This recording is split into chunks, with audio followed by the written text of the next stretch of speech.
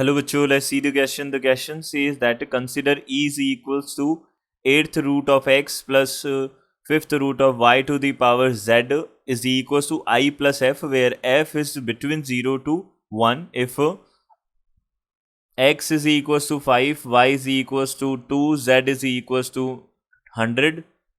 Then number of irrational terms in expansion of e is 98. If x is equals to 5, y is equals to 2, z is equals to 100, the number of rational terms in the expansion of e is 4. See, if x is equals to 16, y is equals to 1, z is equals to 6, then I is equals to 197.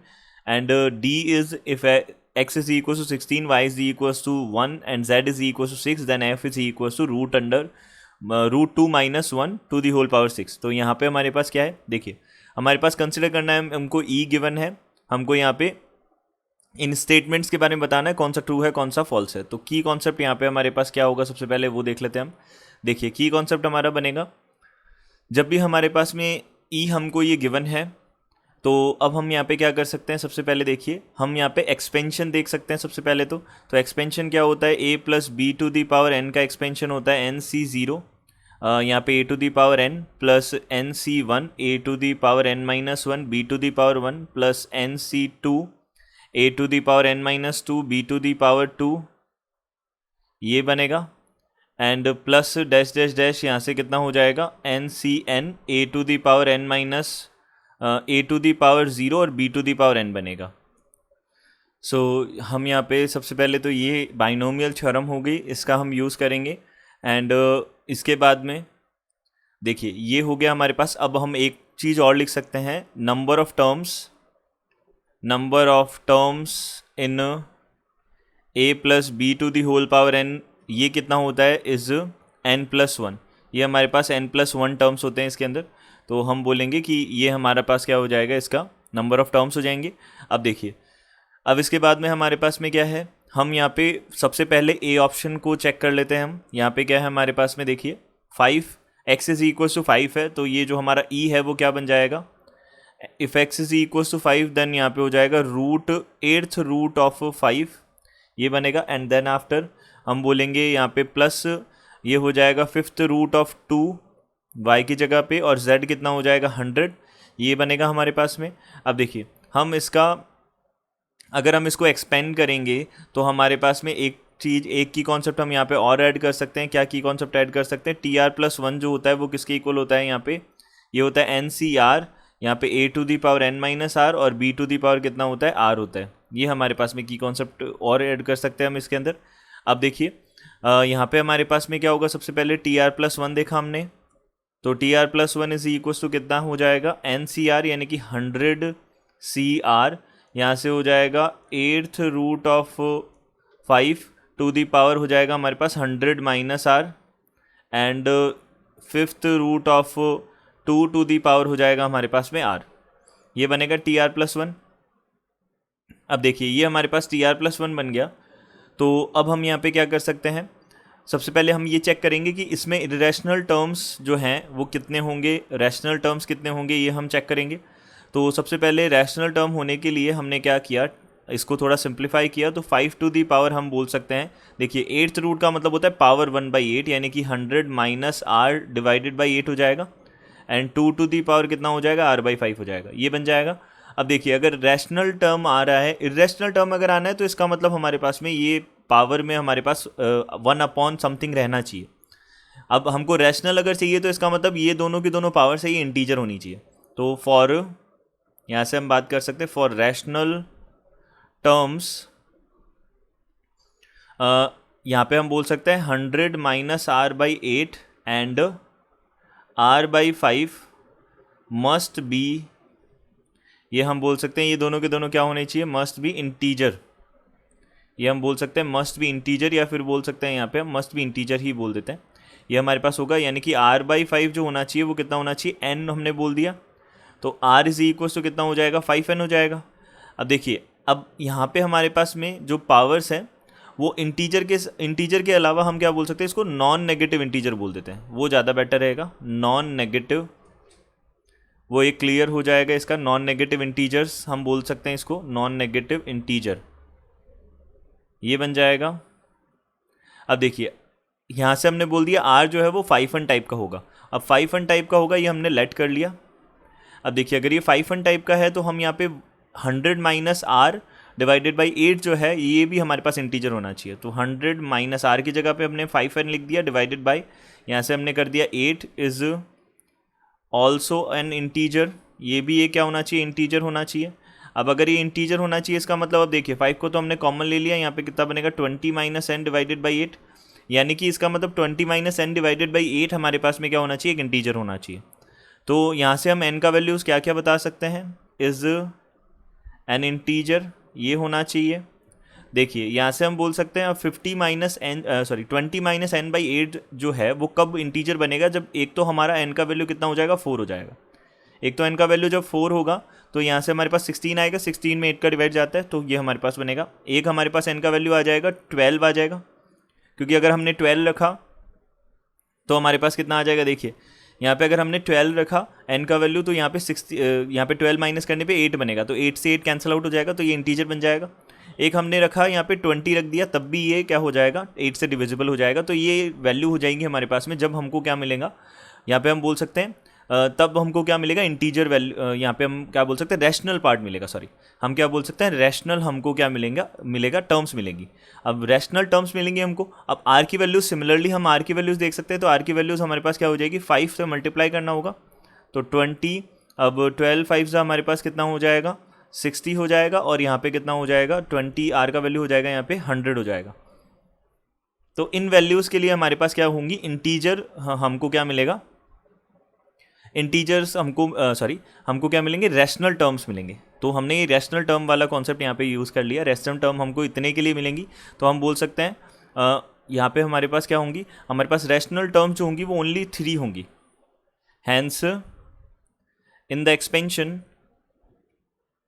Expansion number of rational terms are, यहाँ पे हो जाएंगे हमारे पास rational terms हमारे पास हो जाएंगे 3 only, and irrational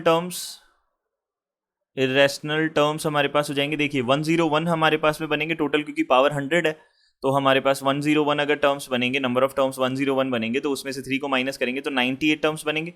तो यहाँ से हमने बोला ए ऑप्शन तो हमारा करेक्ट होगा और बी ऑप्शन हमारा इनकरेक्ट होगा। 4 हमारे पास नहीं, 3 रैशनल टर्म्स बनेंगे, ना कि 4। अब देखिए हमने सी को चेक किया। अब देखिए यहाँ पे हमारे पास सी है, तो सबसे पहले हमारे पास सी ए, इससे तो ए और बी हो गया, अब इससे सी और डी हो जाएगा। देखिए सी में हमारे पास क्या है, एक्स का वैल्यू हमारे पास कितना है, 16 है, वाई इज इक्वल टू 1 है, और जेड 6 है। तो यहाँ से हमने क्या किया, देखिए रूट, अब यहाँ से हमारे पास क्या है, एट्थ रूट ऑफ एक्स है, तो 8th root of 16 plus 5th root of 1। अब 5th रूट ऑफ 1 करें चाहे 8th रूट ऑफ 1 करें, 1 का रूट तो हमेशा क्या आएगा, 1 ही आएगा, और इसकी पावर कितना हो जाएगा, 6 हो जाएगा। ये है हमारे पास गिवन, और ये किसके इक्वल है, हमारे पास आई प्लस एफ के इक्वल है, ये गिवन है। अब देखिए 16 जो है उसको हम 2 to the power 4 लिख सकते हैं, और इसकी पावर 8 करेंगे, 1/8 करेंगे तो यहाँ पे 2 to the power कितना हो जाएगा, हाफ हो जाएगा। तो √2 + 1 to the power 6 is equal to I F आएगा। ये हमने बनाया। अब हम क्या करेंगे, लेट करेंगे। अब देखिए यहाँ पे एक कंडीशन और गिवन है हमको कि एफ जो है वो हमारे पास 0 to 1 के बीच में है, क्लियर। और इसका मतलब हम बोल सकते हैं एफ जो है वो तो फ्रैक्शनल पार्ट है और आई जो है इंटीजर पार्ट है, इंटीग्रल पार्ट है इसका। अब हमने क्या किया, लेट किया। देखिए √2 minus 1 to the whole power 6 को हमने एफ डैश लेट किया। अब देखिए √2 का वैल्यू हमारे पास 1.414 होता है, उसमें से अगर हम 1 को माइनस करेंगे तो हमारे पास कितना बनेगा, 1 को माइनस करेंगे तो एक 0.4 समथिंग बनेगा। उसका अगर हम पावर 6 करेंगे तो जब भी हम पॉइंट की पावर 6 करते हैं, पॉइंट में अगर हमारे पास डेसिमल में अगर कोई नंबर हो 1 से छोटा, अगर 0 to 1 के बीच में अगर नंबर हो तो उसकी पावर अगर इंक्रीज करेंगे तो वो वैल्यू छोटा होता जाएगा। तो हम बोल सकते हैं यहाँ पे एफ डैश जो है वो भी हमारा क्या होगा, 0 to 1 के बीच में होगा। ये हमने बोला ये 0 to 1 के बीच में होगा, ये हमने बोल दिया। अब देखिए अब हम यहाँ से क्या करते हैं, तो अब हम यहाँ पे क्या करेंगे, √2 minus 1 to the whole power 6 plus, या फिर हम बोल सकते हैं सीधा सीधा आई प्लस एफ डैश करेंगे कैलकुलेट। ये हमारे पास कितना हो जाएगा, √2 + 1 to the पावर 6 माइनस यहाँ से हो जाएगा √2 plus √2 minus 1 to the power 6 हो जाएगा। ये हम दोनों को ऐड करेंगे, तो ऐड करने पे क्या मिलेगा, देखिए यहाँ से आई प्लस एफ डैश, ये किसके इक्वल हो जाएगा, ये हो जाएगा हमारे पास में √2। अब देखिए एक्सपेंशन किया है इसका, तो 6c0 √2 टू दी पावर कितना हो जाएगा, 6 हो जाएगा, प्लस 6c1 √2 जो है उसकी पावर कितना हो जाएगा, √2 टू दी पावर 5, और यहाँ पे 1 तो हमारे पास में 1 ही रहेगा, तो इसको एज इट इज़ रहने देते हैं, प्लस यहाँ पे 6c2 √2 टू दी पावर यहाँ पे कितना हो जाएगा, 4 हो जाएगा, प्लस डैश डैश यहाँ से 6c6 और √2 टू दी पावर 0 हो जाएगा।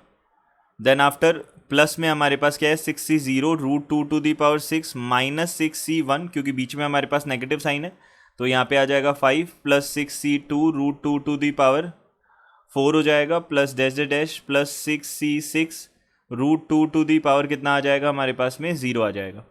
हमने इसको कैलकुलेट किया, देखिए यहाँ पे हमारे पास जिसमें भी ऑड पावर है वो तो कैंसिल आउट हो जाएंगे टर्म्स, बचेंगे कितने, 2 multiplied by 6c0 √2 to the power 6 plus 6c2 √2 to the power 4 plus 6c4 √2 to the power 2 and फिर आ जाएगा plus 6c6 √2 to the power 0। तो ये हमारे पास 1 हो जाएगा, सीधा सीधा ये बन जाएगा 1।